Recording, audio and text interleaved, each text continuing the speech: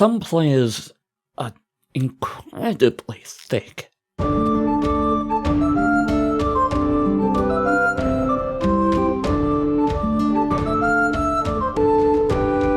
We're gonna start off with an unusual and fun one. Late one night I was watching Ian's stream. Then I put down the binoculars and tuned into Twitch. Ian was attempting to 3-mark the VZ55. No easy feat, given that it's one of the most overpowered tanks introduced to the game as of late. He was on Abbey. He got reduced down to a one-shot and then positioned here.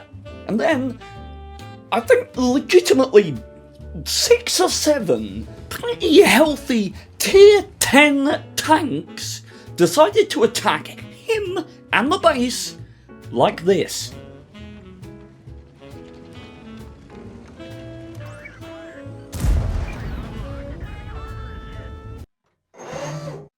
They all died, and he got like 6,000 damage. If I sound bitter, it's because I hate Ian and I wish he was dead. Now, I was losing my mind in chat, and afterwards on Discord I asked him to send me the replay. So, like the kind and mildly tired fellow he was, he obliged. A while later, I came to make this video. I booted up the replay he sent me, opened up a Word document, and prepared to transcribe the utter lunacy that took place in that game into YouTubeable form. So we start up here, South Spawn, Ian putting the frankly stupid mobility of this thing to good use, positioning to punish some early aggression in the Abbey. Now he very much gets the short end of the stick here, missing, then bouncing his shots, and then taking some in retaliation.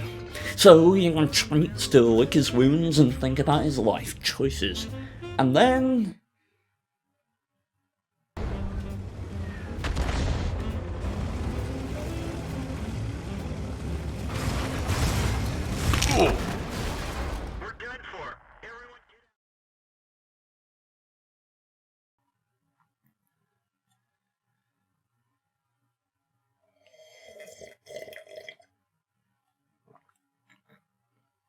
So it's at this point that I realised that Ian, instead of sending me a replay in the VZ55 where he spawned south on Abbey, went up the west, barely survived, and then feasted upon a spectacular cavalcade of fuck-ups, he instead sent me a replay where he spawned south in the VZ55 on Abbey, got his ass handed to him, and then reached out and killed himself. So yeah. Good job, Ian. You dumbass.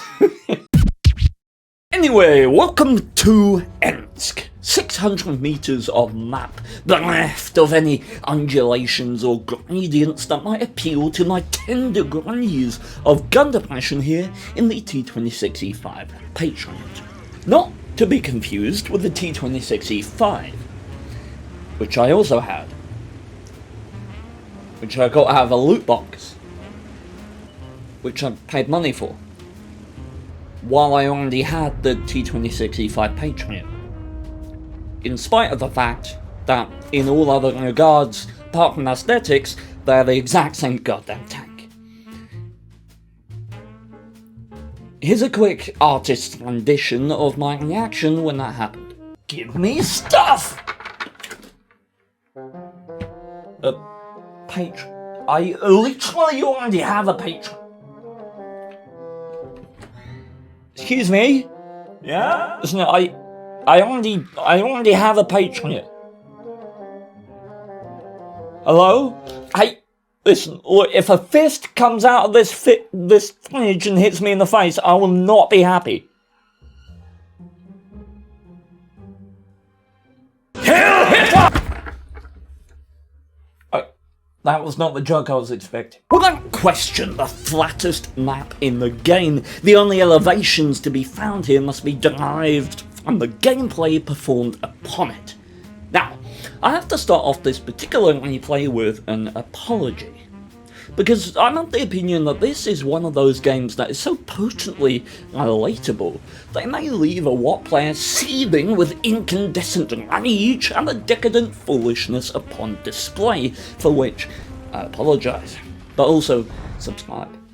Now I, with my 76mm of side armour, how very American of me, do not perform admirably in this town fight. Let's have a list of my accomplishments. Failed to pan a 430, failed to damage the IR-6B 3 separate times and then got spanked by the 430. Missed the cupola shot again, then received an odorous helping of bullshit in the form of an engine deck shot by the 430. Oh, that's good shit. Missed the IR-6 again, then got spanked by the ironic Liberté. The irony being that while I have the Liberté to not be shit, I seem to entirely lack the capacity. Another poke from our French adversary later, and it's fair to say I'm not healthy in tank nor spirit. I was hunting my ace tanker at the time in this vehicle, and while Ensk isn't an ideal stomping ground for the Patriot, my ability to pressure the enemy with my rate of fire in close quarters, which was my plan,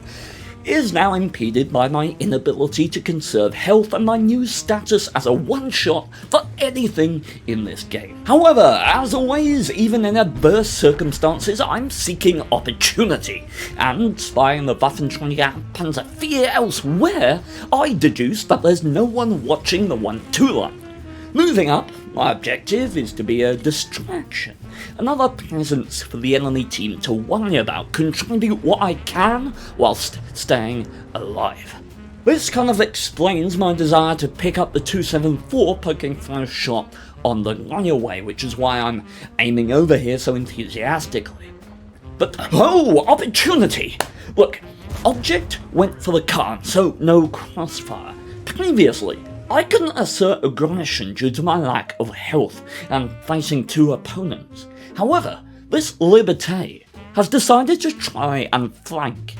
Now by doing this, he's isolated his low health object, and this STI immediately responds and pushes forward. What we can do is, while this guy is trying to come round, we push forward, take the hit with the damn healthy STI, kill the object that the AMX is left isolated before we can be flanked, and now this Liberté is in a massive crossfire and dies, giving us a chance to win this game. This AMX is currently making a severe misplay. Think about it, we're outnumbered. If this AMX just does nothing, stays where he is, upholds the status quo, doesn't gamble from a position of power, his team have time to surround us. Him doing what he's done is one of the only ways we can actually get back into the fight, which is why what's about to happen is so exceptionally aggravating.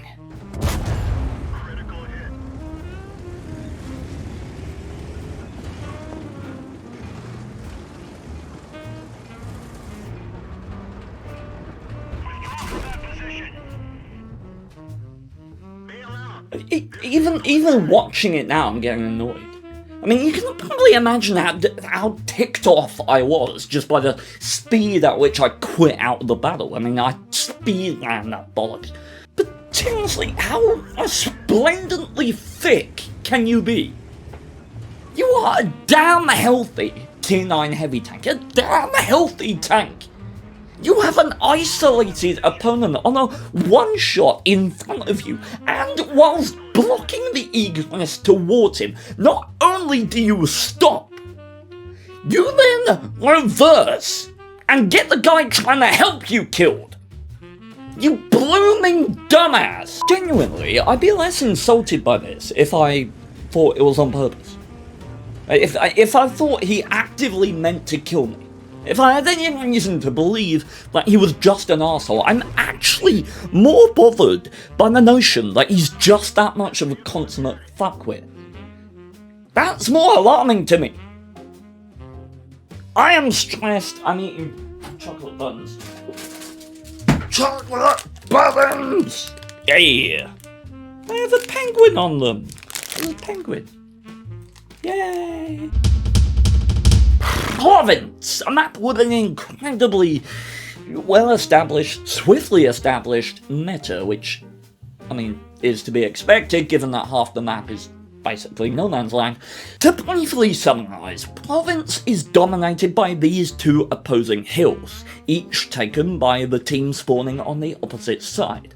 Their elevated position and approaches that are exposed to friendly crossfire make them more or less impossible to reclaim once they're taken by the opposition, which is why this map so often turns into a dreary campfest. So with that knowledge, you'll hopefully be able to better understand why the gameplay of RP43BS is so unreservedly asinine. The game steadily evolves to the point where it's just myself, RT, and the P43 versus numerous opposition.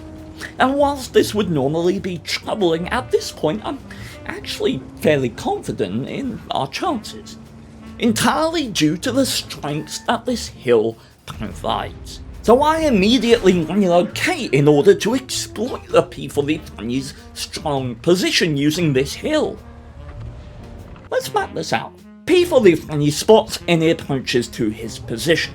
Myself and the RT provide crossfire. The P43 makes a rolling retreat back up the hill, punching out 240 alpha damage whenever he's loaded. He's got cover from RT, and the chance of the enemy making it up and down to him without getting a long distance colonoscopy from both me and the RT are very, very small indeed. This is a perfectly winnable game circumstance with this simple bit of gameplay.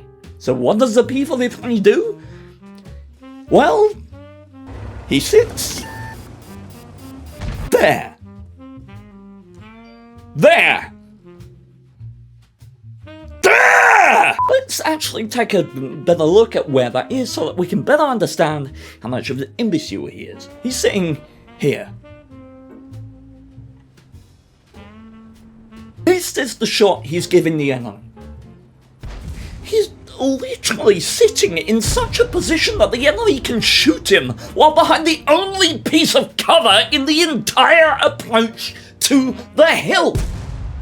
He's sitting in the only area that he can actually be shot on by the enemy arty. Okay, this is the people that... Damn, Jim. Should have liked these new helmets the commander gave us. Now, guess it's for the best, huh? It'll keep us safe. Mate, this is a McDonald's. Wait, this is... fuck. It is very rare for a team to do everything wrong. Missteps, misplays, misclicks may happen, but I mean, even if you've got a bad team, you expect that they're gonna make the occasional good play just by merit of probability, right? You'd think that.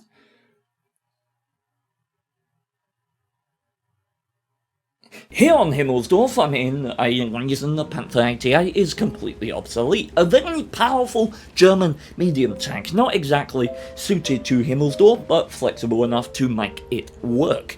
I'm heading up the hill, and boy, have we got a powerhouse of the force coming with us. An IS-3 UDES-14 Panther, IS Jagdpanther Tiger T-43 Scorpion. That would be excellent. Were it not for the fact that the incline of the hill is actually a higher number than their combined IQ.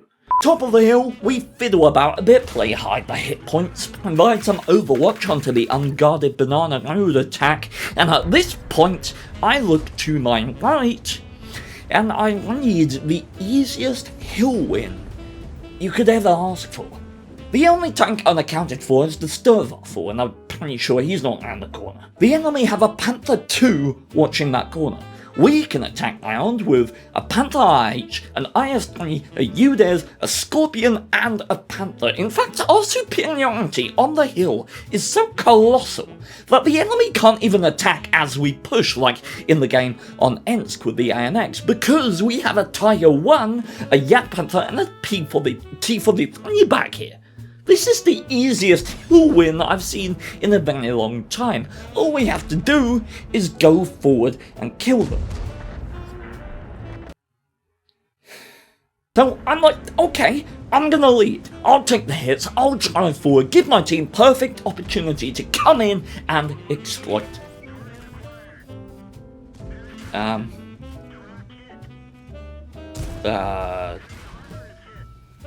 Team? Team? So I died.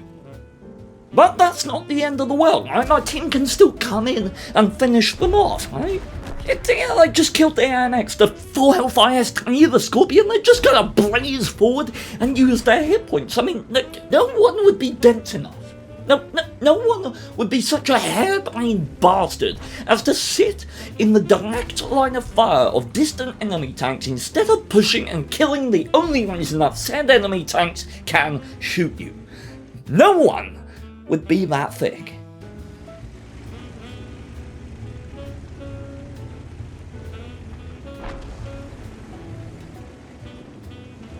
I'm actually suffering right now. Like, watching this again, every shell that hits these guys from now on is a direct result of their own passive fatuousness. And it hurts me. In fact, the only metal that hurts me more is in the irony of them doing this right next to a castle, a structure built as and where it is because of tactical superiority. Anyway, back at these dizzy fucks, the U-Dares actually decides he's going to attack. Bit late going in, but his dad was late pulling out, so fair's fair, I guess. Now, you'd think the U-Dares would do this. Why? Well, this position covers him from the Tiger 1 behind the rubble, cuts off the shot of the TDs behind him, and allows him to use his trolley armor and remarkable gun depression to kill the Panther 2. Instead, what he does is this. Yellows out into the middle of them, showing his side to both of them at once. That's... wow. Then he gets tracked. Also, the Tiger's firing HE, lol. But instead of using a repair kit, he's gonna turn his target towards the Panther. Now, you may be wondering how he could possibly fuck that up. You know, something as simple as turning his target, like 60 degrees towards the Panther. Really simple task. Let's see how he does.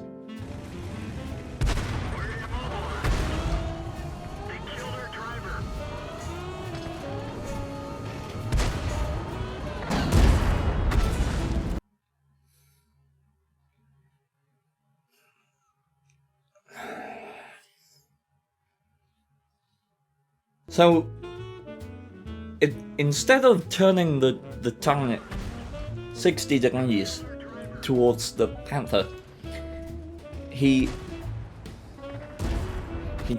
turned it 240! You thundering simpleton! Then he explodes, dealing a surprisingly small amount of damage to the surrounding area considering how unfathomably dense he appeared to be. Meanwhile, back at Mr. Campy McSmalldick, he's admiring the brickwork in the castle walls, and not, honestly, doing a lot else. Then, suddenly, an enemy tank appears, and this sudden apparition spurs him into action. The Panther 2, I don't think, was expecting to see a full health IS-3 around the corner at this stage in the game for some reason. What a dumbass. So the IS-3 plows forward, longing, lust, desire in his heart, and misses completely. Now at this point, given that the Tiger is no longer in position behind the rubble, and he was taking fire as he approached the Panther, the worst thing he could do right now while he's reloading is to reverse, because that would expose himself to 2 angles of fire instead of a single one that he'd have by moving forward. So of course he immediately reverses. Lucky not to take a shot in the bum, he takes one from the Panther, guns the engine, and finally secures the kill. Scorpion meanwhile killing the Tiger. Now, somehow, against all realms of logic and reason, this is still a competitive game. We have a healthy Tiger, half-health IS-3, and Scorpion. If these guys can get together and do some... yeah, that doesn't happen. Instead, the IS-3 and Scorpion position here. Yep, here. As in, the position that has no shots at the cap circle, and no angle to support the Tiger 1. The tiger, bless his 60 tons of heart, is actually moving towards the cat, trying to win the game, but I just... Okay, now, fantastic, finally. Finally, the scorpion and the ice tiny decide they need to get off the hill, so they go in the complete opposite direction to each other. I'm fucking done. Listen, when you are outnumbered in World of Tanks, it is very seldom a good idea to split your forces. And yet, these two shining specimens of maladjust mediocrity just completely ignore that useful bit of conjecture and bugger right off on their merry little ways. Getting lost because of them, they just want DPM. I know what you meant to say, but I'm pissed off, and you being an illiterate git is not helping. Scorp needed the high ground. No! What the fuck was the high ground gonna do about a cap circle? Send a carrier pigeon to deal with it? While everyone's blaming everyone else, the IS-3 finds the one-shot Tiger 2 and kills him, revealing the true tragedy of this game, which is that the IS-3 will probably look at the results of this game and think he did well. As if he didn't make pretty much every mistake it was possible to make. Some of them twice. Some of them for over 2 minutes. The level of noxious, rancid lunacy that manifested to lose this game is quite frankly astounding. Most of my team on the hill appear to have the same relationship to tactical precedence as anti-vaxxers have to peer-reviewed science. And ladies and gentlemen, that's gonna be it from me. What moment made you facepalm the hardest? Links to the next and previous episodes in this series in the description. Check out the playlists on the outro screen as well. Thank you very much for watching. Good day. Master of variety, creator of the classiest society, and nothing can beat him but the Tiger P, he's always delivering. That is no dystonia, his hands are calm. That is wargaming shivering, strong like a Range Rover, hot like a flamethrower. He'll beat your chieftain in the talk, game over. Raping games and KV